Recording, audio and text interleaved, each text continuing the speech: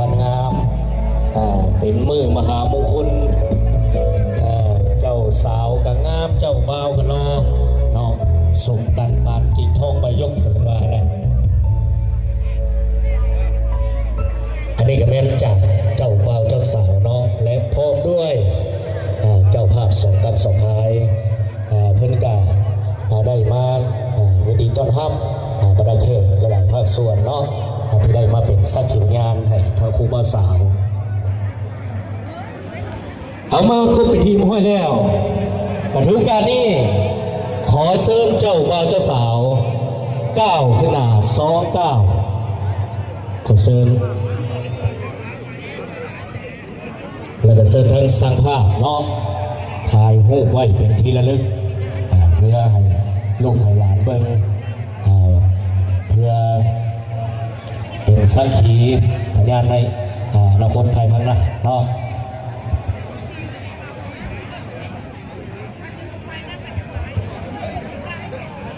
วันนี้มาได้แค่หลายภาคส่วนก็จะได้โอ้เนาะ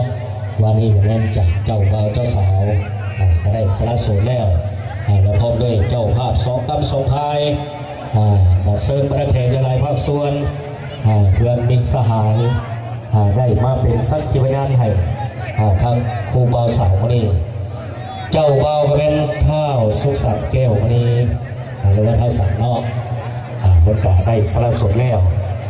เจ้าสาวแม่นางทิพพรไสยสิทธิ์หรือว่าน้องวอนเนาะก็ได้สละโสดแล้วสำหรับคู่บ่าวสาวคนนี้ก็ถือว่าได้คบหากันมาโดนแล้วพี่น้องจึงตัดสินใจกันเข้าสู่ทางประตูวิวาเพื่อสร้างครอบครัวเนาะในอนาคตหลังจากถ่ายรูปไปแล้วเนาะก็ถือโอกาสนี้ขอเชิญทานนางบัวกาแก้วมณี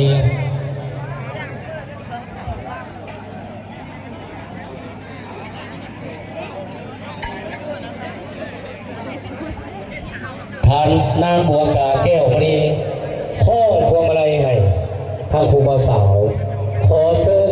และขอเสียงตบมือจากประเทศ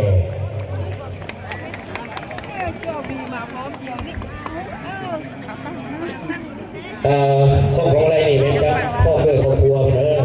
ทางนางบัวกาแก้วคนนี้ข้อด้วยครอบครัวข้อของอะไรเนี่ย